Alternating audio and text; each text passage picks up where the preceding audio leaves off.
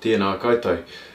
Last week I gave a mini explanation of some of the Anglican robes, namely the cassock, surplice, tippet or preaching scarf and hood, choir dress in other words. But you'll notice that in New Zealand at least Anglican ministers typically wear something more like this. So a coloured scarf over a white garment with a belt. And so the white garment, you'll see underneath I've still got my clerical dress on, in particular my shirt with a collar, a mark of ordination. And the alb and stole go together really as a return back to something that had been set aside at the Reformation. So at the Reformation, these kinds of vestments that were part of the mark of the Western Church, in other words the Roman Catholic Church, were set aside, and choir dress was made the normal pattern for all Anglican ministers. Then during the Oxford movement in the late 19th century, a number of ministers wanted to return to the older pattern of clerical wear, of vestments. And so things like the alb and a number of other garments, which I haven't got on, that are more complicated, and the stole and so forth came back. And these represent things as well. So the alb is a symbol of purity, often worn actually at baptisms, and so it's a symbol of the purity that comes to us through our baptism, through our incorporation into God's family. The belt represents the restraint, the chastity that all those who serve God are intended to have. So in other words, keeping a way of life that is faithful to God. And the stole itself is something that the origins are actually a little bit murky. Most of the theories about where it comes from are a little bit, have been disproven. But really it's a sign of ordination, so of the order that we have as ministers in the church. You'll see deacons will wear it across from the left shoulder, often like this. And then priests, so this is a diaconal wear of this, so it'd be crossed like that. And then priests wear it typically, in Anglican orders, they'll wear it straight down like this and hook through the loops here.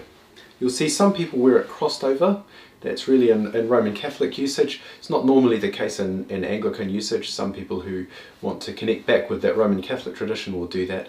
And for a while, actually, the alb and stole were extremely controversial as part of a return back to something pre-Reformation. And so some bishops were very opposed to people who wouldn't wear the alb and stole and refused to ordain them even. But eventually the Archbishop of Canterbury said, you can choose, you can be ordained in choir dress, so with a tippet or a preaching scarf, or you can choose to be ordained in an alb and stole, and that's become the pattern across the Anglican world. Different places there's more strength to one tradition or the other.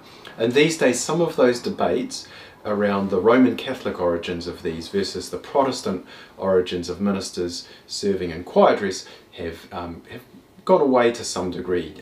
I still have a great deal of sympathy for the Low Church tradition, the Protestant tradition, but in New Zealand in particular, the distinctions are not really a point of contention for most people. So I'm quite comfortable wearing this. This dress is often then, if you do make that distinction between alb and stole and choir dress, you'd wear choir dress for a non-Eucharistic service or perhaps a non-sacramental service, and this would be particularly for the Eucharist itself.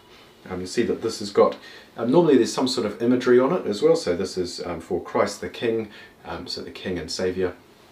And they almost always have tassels on them, which are just a little hearkening back to the tradition of having a tasselled fringe on a prayer scarf, which you can look it up in Numbers.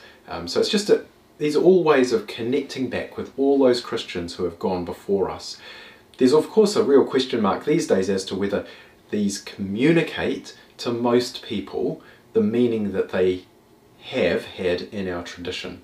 That's an ongoing debate. But nevertheless, when you do see them worn, that is the intended meaning of it. So these go together.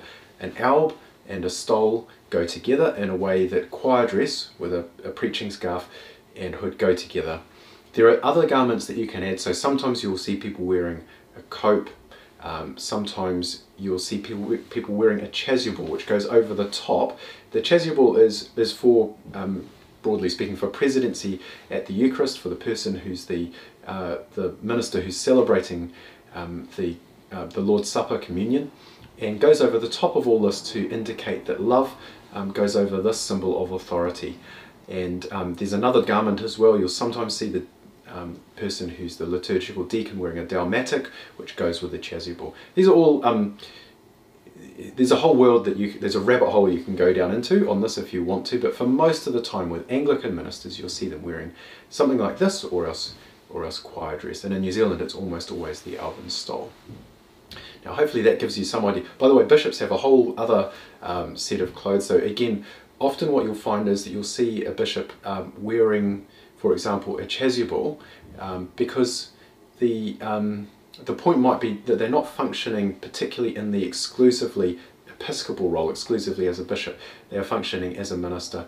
And so the garments that are worn in services, to some degree, like with the stole here, indicate the order that a person has in the church, the recognition of God's calling that the church has pronounced over the person. So in this case, you can see from the way I'm wearing this that I have I'm in the order of a presbyter, of a priest. But there's also the function that you are carrying out in the service. And so the chasuble is an indication of the function that you're carrying out, rather than your order as a deacon, priest or bishop, or indeed a lay person. Hopefully that's of some help to you if this is new. There's much more that you could go into, but this should give you some indication of these things. Kia ora tātou.